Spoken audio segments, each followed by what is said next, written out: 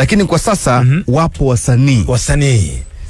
Wapo wasanii wapo bwana, wamefika. Ambao wana plan zote.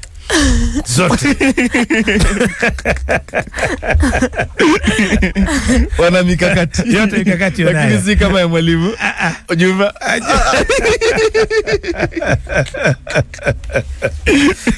Wana mikakati halisi, si kama ya mwalimu Juma. Mwalimu Juma.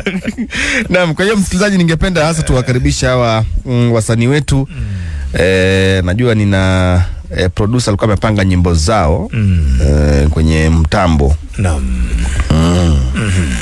Kwa hiyo ningependa hasa tupate kitambulisho, ama wajitambulisha ama tupate kitambulisho kwanza. Unaonaje? Hebu wewe kama mwelekezi kwanza wa ubora wa kipindi, tuweze kuwaonyesha hasa hadhira kazi zao. Lakini wajitambulisha kwanza. Wajitambulisha. Haya, tuanze na upande gani? Jina? Naitwa Plan C The One. Huyo ni Plan C The One. Tell you, you have Plan A, Plan B. We've got our own Plan C here in the studio. Live. Oh my. Umesema Plan C The One. Yes. Plan C, mbona umejiita Plan C? Ni kwa sababu ni jina unique yenye ukiambia mtu akutafuta na kupata kwa haraka.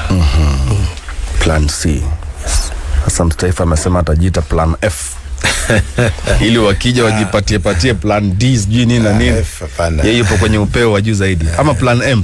Sababu ya mstaifu. Labda M. Mstaifu mahabra. Na hiyo Plan F ni Plan failure bana. Sasa Plan Future. Future. Ama Plan F pia ni nzuri. F nzuri. Herufi F. Si mbaya. Una hakika? Mimi ninavyojua. Lakini F ina